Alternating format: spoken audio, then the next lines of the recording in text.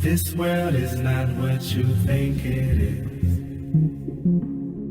This world is not what you think it is. Go, go.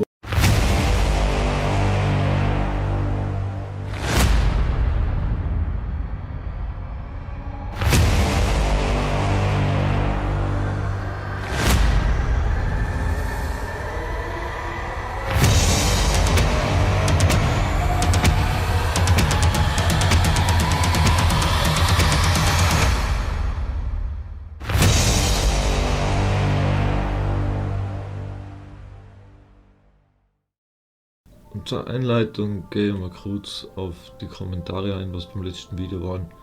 Es haben sich da zwei Herren hervorgetan mit sehr weise und intelligente Aussagen. Man diskriminiert natürlich die Wissenschaftler, die verstehen alle nichts von gar nichts, sind alle dumm. Gleich wie der Dr. Bach, der auf einmal total, also kein Professor mehr war, was 30 Jahre unterrichtet hat. Egal, die Messungen kann jeder selber nachvollziehen, das kann jeder selber ausprobieren. Und da muss man sich halt bewegen und vor die Tür gehen. Das funktioniert am Computer nicht, da kann man auf Wikipedia nachlesen und nachplappern, was andere schreiben.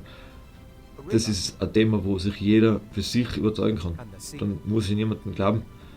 Und wenn das Wasser keine Krümmung hat, ist Schicht im Schacht. Also hin und wieder denke ich mir, werden die Leute bezahlt für so viel Dummheit oder ist unser Bildungsstand wirklich so in die Knie gegangen? Wenn Leute, die was wahrscheinlich die ganze Zeit am Computer hocken und Computerspiele spielen, so wie der eine zumindest, der was gemeint hat, Wasser ist nicht immer flach, weil es gibt einen Regentropfen. Weil der Tropfen rund ist, deswegen ist das Meer auch gekrümmt. Genauso hat er geantwortet, weil ich gesagt habe, was ist links und rechts, und schaut links und rechts, und wenn er mehr sieht und du schaust links und rechts, dann siehst du eine gerade Linie, der Horizont ist gerade.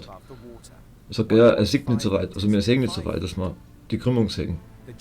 Aber das nächste Argument ist dann, man sieht das Boot hinter der Krümmung verschwinden. Also was jetzt? Entweder sehe ich weit genug, um die Krümmung zu sehen, oder ich sehe nicht weit genug. Und wenn ich nicht weit genug sehe, dann sehe ich das Boot auch nicht hinter der Krümmung verschwinden, sondern dann verlässt es meine Perspektive.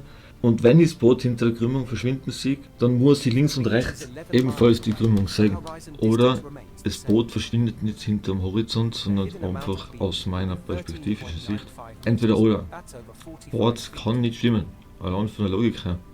Aber die Logik ist bei den Leuten irgendwie sowieso nicht die stärkste Disziplin.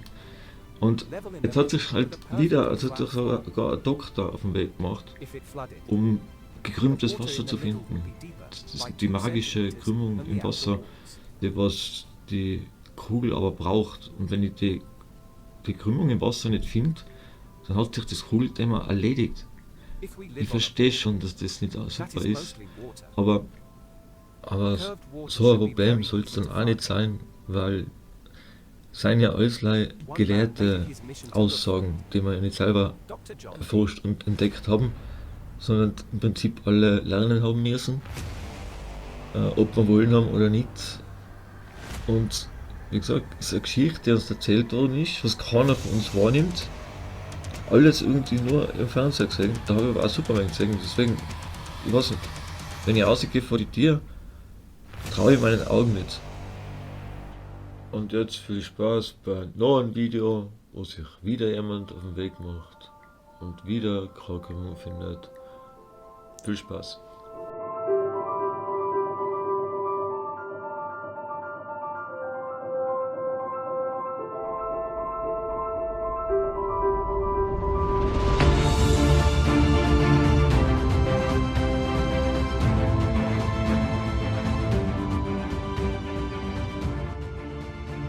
The date is Thursday, the 6th of August, 2020. At his home in Sussex, on the south coast of England. It is 5 o'clock in the afternoon. Dr. John checks out the weather for Worthing and Shoreham. Worthing and Shoreham's weather conditions are ideal for the observations ahead. He needs to be in position to film at slack tide, an hour before the low tide time. For today's observations, the camera is the Nikon P900. This camera is capable of filming the moon. The target is Rampion Wind Farm, situated over 8 miles off the Sussex coast near Worthing and Shoreham. The whole complex covers over 27 square miles of sea.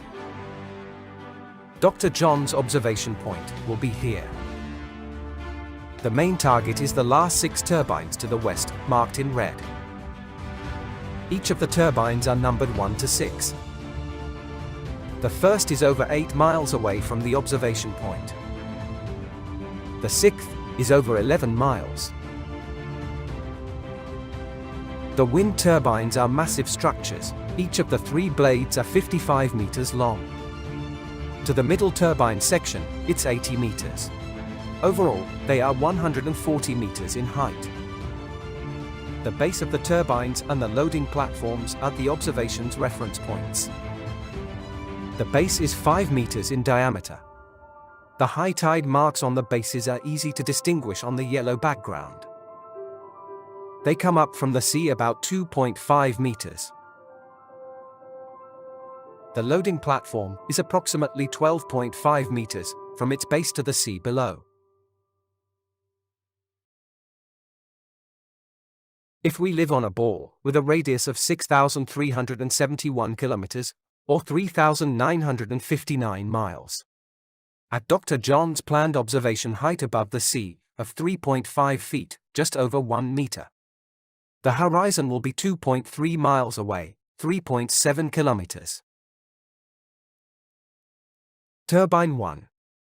At a distance of 8.4 miles, 13.5 kilometers, the hidden height from the sea should be 24 feet, 7.6 meters. Turbine 2. 28 feet, 8.6 meters. 3. 32.7 feet, that's 10 meters. Turbine 4. Hidden by 37.6 feet, 11.5 meters. 5. 48 feet, 14.7 meters. And turbine 6 will be hidden by 53 feet, just over 16 meters.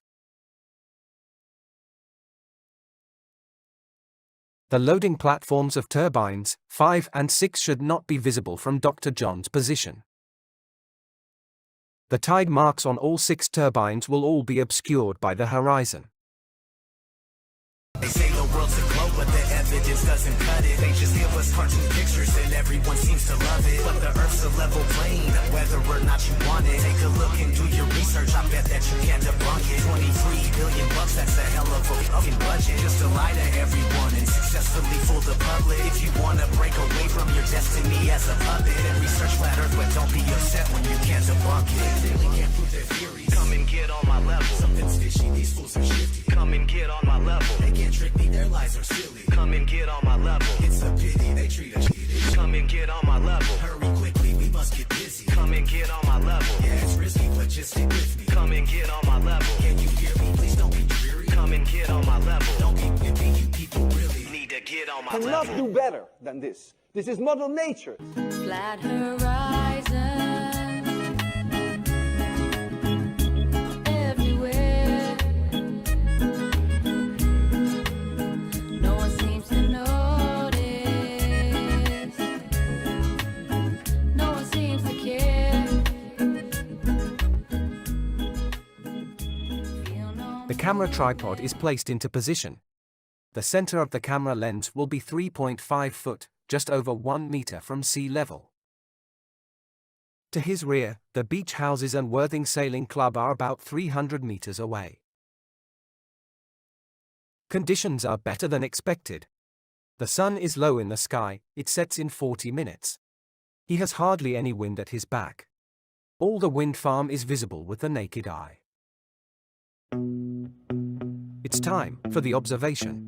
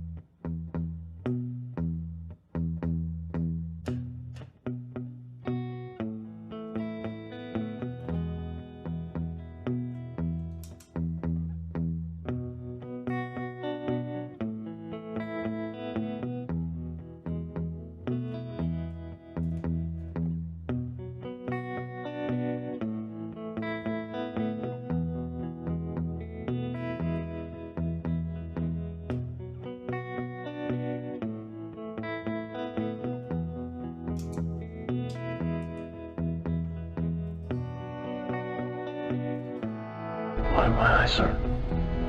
You've never used them before.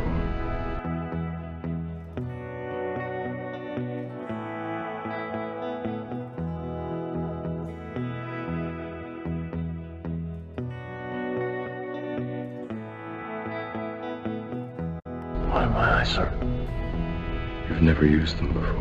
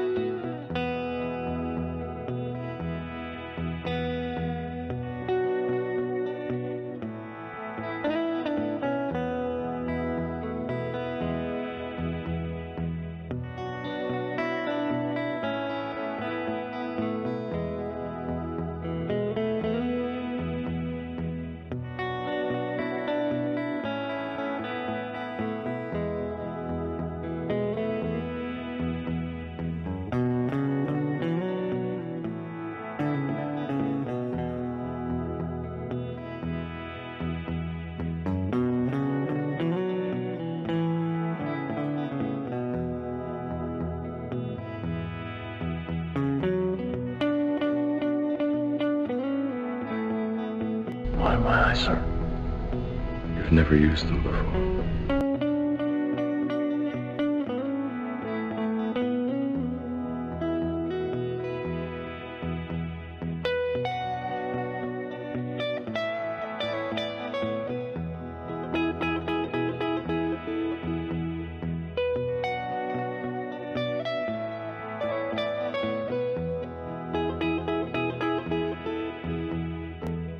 Welcome to the real world.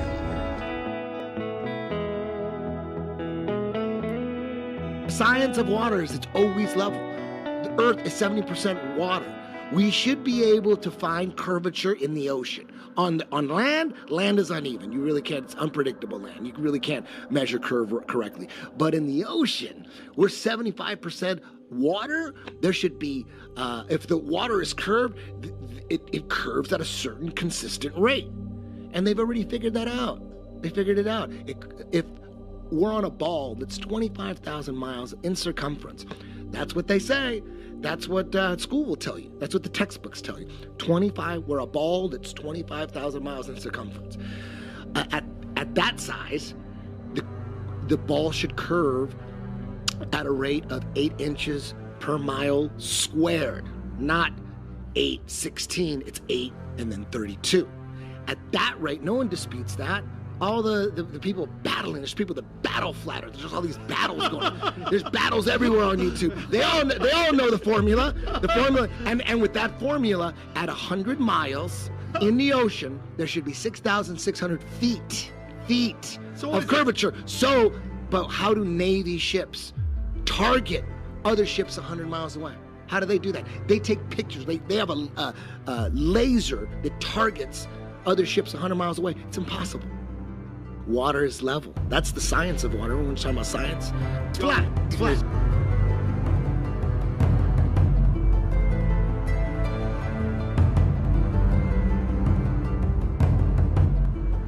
It's the craziest thing ever. Flat Earth is the craziest thing, but guess what, dude? It's fucking flat, dude. And everyone is gonna find out eventually. No one ever gets into flat Earth and then turns back. You don't. It's like Santa Claus. When you find out Santa Claus isn't real, people don't go back and say, you know what, I'm starting to believe in Santa Claus again. No, it's the same fucking thing, dude. Water is level. That's the science of water. When we're talking about science.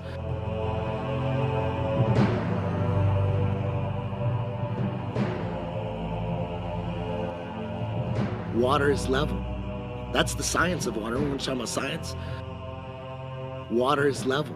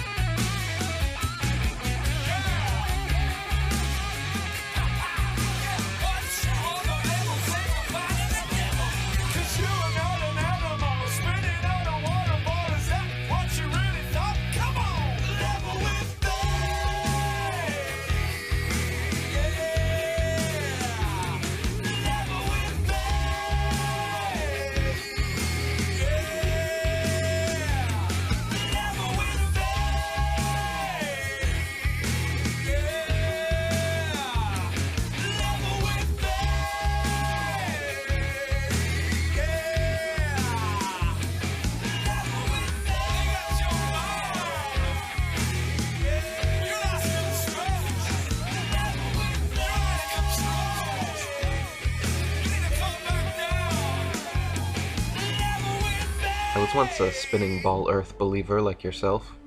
In fact, the only difference between spinning ball earthers and flat earthers is that flat earthers have done their research. Of course, however, you will be told the opposite, that flat earthers are uneducated morons, unaware of modern scientific theories. But the reality is, every flat earther is well educated regarding the spinning ball earth fantasy presented by NASA, taught in schools, and accepted as gospel truth by the gullible masses. In fact, you will find the average flat earther is far more knowledgeable about the spinning ball earth we're supposedly living on than the average spinning ball earth believer. This is because flat earthers are all people who attempted to prove for themselves whether or not Earth is the way modern scientific and astronomical theory preaches, and discovered that it most certainly is not. There are hundreds of proofs and scientific experiments which have conclusively shown the Earth to be a stationary plane, but you have never and will never hear about these heavily censored experiments in our controlled media. You never hear of the Michelson-Morley, Michelson-Gale, Sagnac, Cantor, and Airy experiments, for example, all of which proved the Earth to be motionless.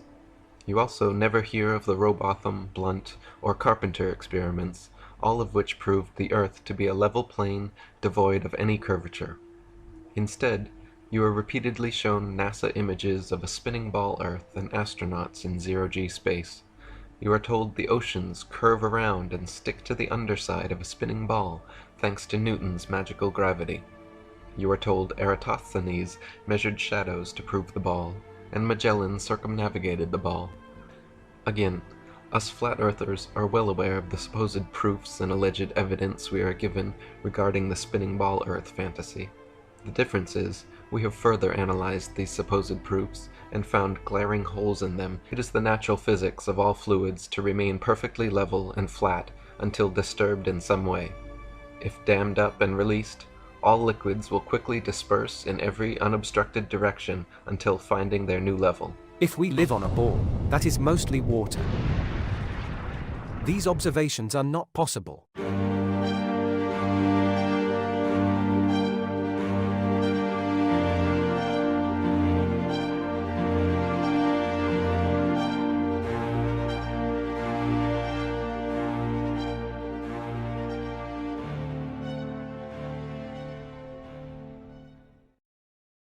Analysis of the observations. We can clearly see all the turbines from 1 to 6 are fully visible. We can even see the reflection at the bottom of the turbine base in the sea. The horizon is visible well beyond the last turbine. The reduction in height is clearly due to perspective. There is no sign of any curvature. Every base and tide mark was visible on every turbine throughout the wind farm, including the substation. No curvature seen. When the observation height was reduced to 2 foot, 0.7 meters, the tide marks and bases were still visible. Visible from the furthest turbine base to the closest. Several times during the observation, reflections of the turbines could be seen.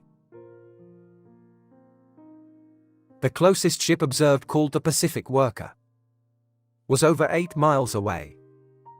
The plimsoll lines are clearly visible. They should have been well hidden by the horizon. Then the biggest blow to any curvature, the ship seen over 20 miles away. The oil tanker, the Eagle Kinabalu. The ship's location was tracked using myshiptracking.com. This is its location at 7:01. The thin red line shows its course. Its distance was measured using the marine traffic site. It was 18.1 nautical miles away from Dr. John, that's over 20 miles. At 20 miles, 32 kilometers, this massive vessel should have been hidden by 70 meters or 228 feet. Only the funnel of the ship should have been visible. If we live on a globe that is mostly water, all water must curve. No curvature whatsoever was observed. The observations are mathematically impossible. This is showing turbine 1 and 6. With the ship at 20.8 miles, replaced with the turbine, marked as S. At an observer height of 3.5 feet, 1.07 meters. This is what should have been observed. Then at 2 feet, 0.7 meters, even less of the turbines should have been seen. To have seen the base of turbine 1 to 6 and the ship at the horizon line. At the observer height of 3.5 feet, 1.07 meters. Turbine 1 would have to move up by 7.6 meters. Turbine 6 by 16 meters. And the ship by 70 meters. At 2 feet, 0.7 meters, this would be even more. But in the observation, we see the furthest base rising higher than the nearest. All well above the horizon. All the observed bases would have to raise even more. The furthest object would have to rise the most. The blue dotted lines represent the density of air layers. The lowest being the most dense. At each position, there would be no large difference in the height of each section of air. If we are on a globe, it is mathematically and optically impossible to observe this. Let's take a look at the optics at play during the observation. What were the conditions at the time of the observation? The temperature most of the day was at 25 degrees. Humidity was at 45 to 46%. Visibility was extremely good. The wind was very low at 3 to 5 miles per hour. The sun, being the main driver of the atmosphere, was low in the sky.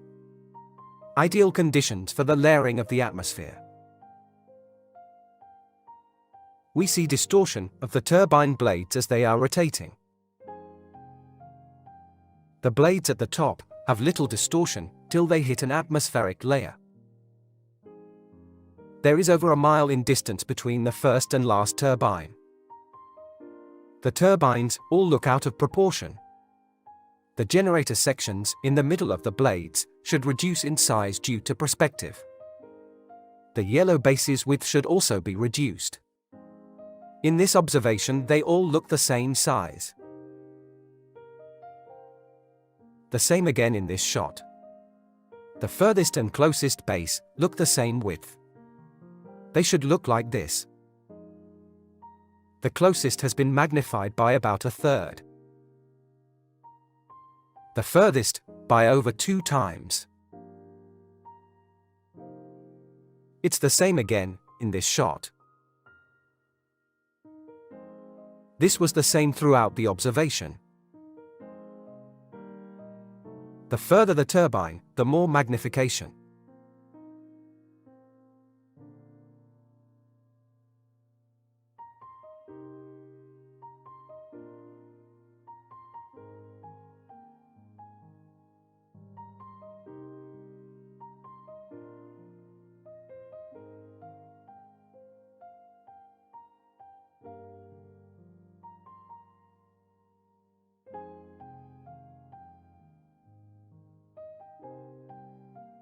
This is what they look like on a sunny day.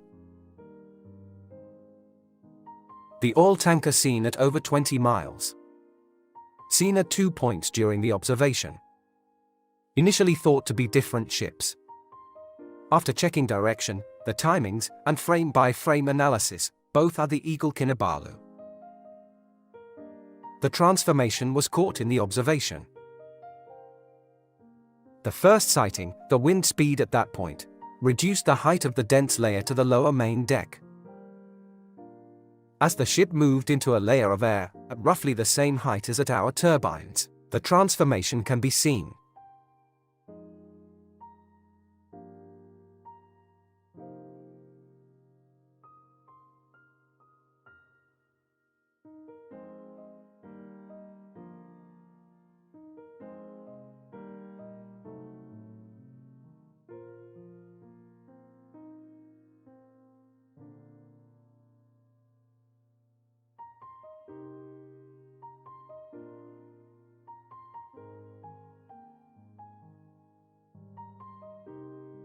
The atmosphere layer height at our turbines would be at this level on the ship.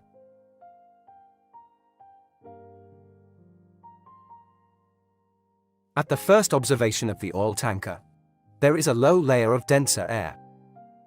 The less dense air above is magnifying the whole ship and at the same time stretching the image we see.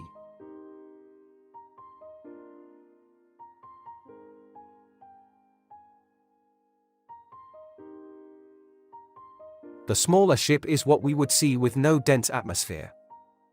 Next, the magnification due to the density of the atmosphere, then the distortion at the top. As the ship moved to the higher level of density, below the yellow line, it is compressed and stretched out. The same as out turbine bases. The funnel in the upper layer is now magnified to look bigger at the top.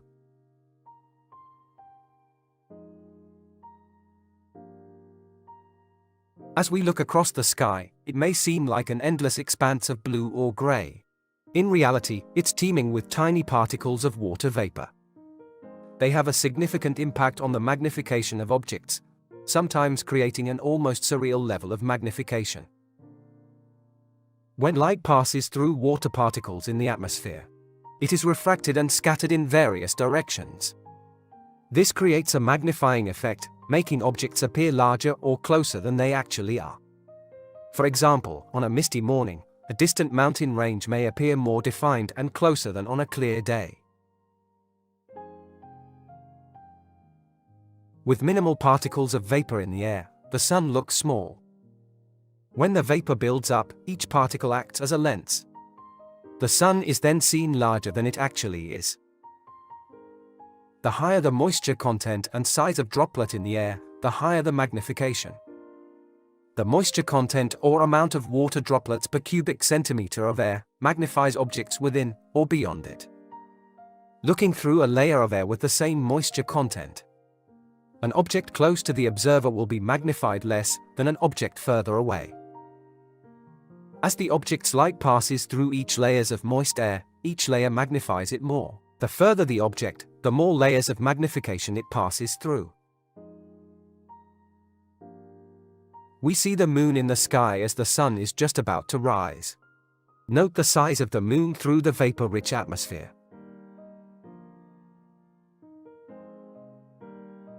As the sun rises, it drastically reduces the amount of vapor in the air.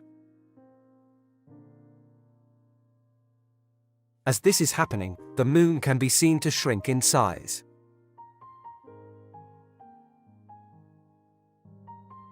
As the water vapor in the air is reduced, so is the magnifying effect.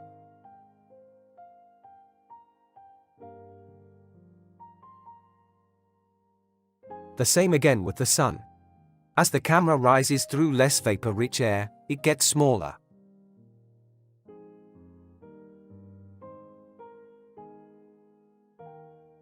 When the air is less humid, with less vapor, as the sun moves away, it reduces in size. All water particles hold an electric charge. This is most obvious when we see lightning. A thunder cloud can be made up of several layers of positive and negatively charged water particles. This creates layers of positive and negative charged vapor. It's not just clouds that hold an electric charge. From the ground up, every water vapor particle holds a charge. The water particles in the air increases in voltage by 100 volts to 500 volts per meter. The Kelvin water dropper experiment can produce thousands of volts with just running water. This shows the true potential power of the vapor in our air. Each water particle is at varying states of charge. The larger the particle, the larger the potential charge. When the sun is out, it drives the system through convection. Also, as with solar charges used to make electricity from the sun, it alters the state of charge in each particle. When the sun sets, and the wind is at low speed, the particles will settle into layers due to each particle's charge state. The same as in the clouds.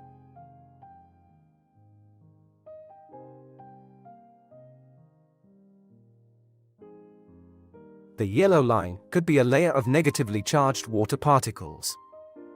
In this case, it's negatively charged pollen. This will attract and create another layer of positive vapor. Each individual layer magnifies in different ways, as we can see in this sunrise. As we observe the turbines in the foreground, the bottom section is compressed, distorted, and magnified. As the turbine blades reach the top, they are magnified and stretched. Each layer changes the optics of what we see.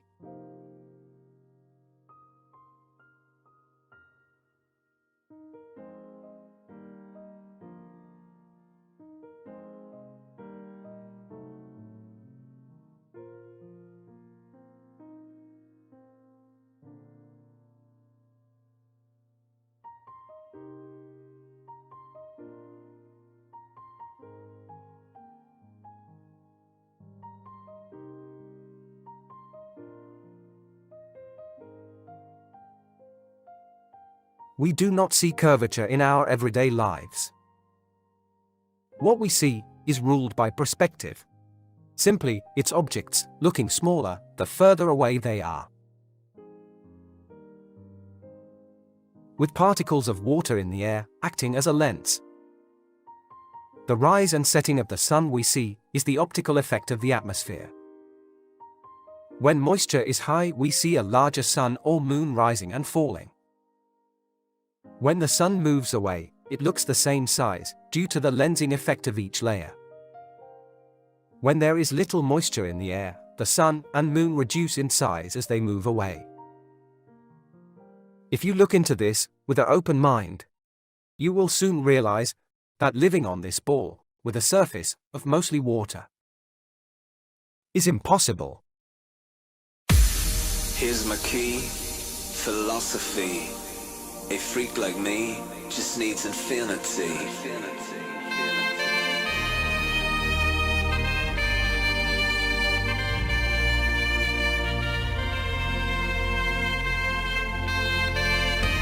Relax, take your time.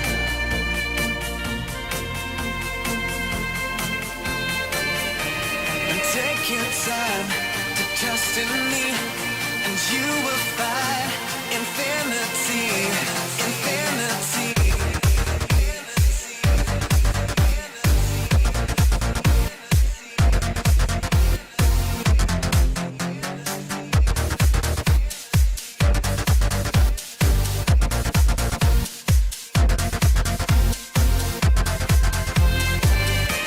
And take your time to trust in me, and you will find infinity.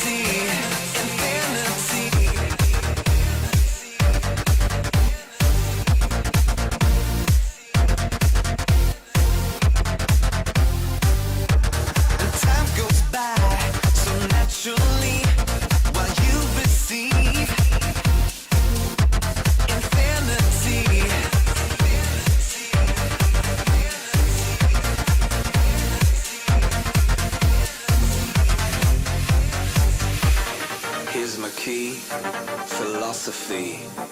A freak like me just needs infinity.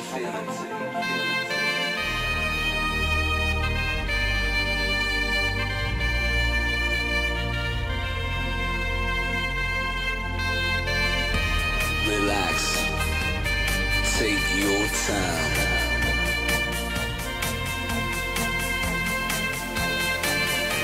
And take your time to trust in me, and you will find infinity, infinity, infinity, infinity, infinity, infinity,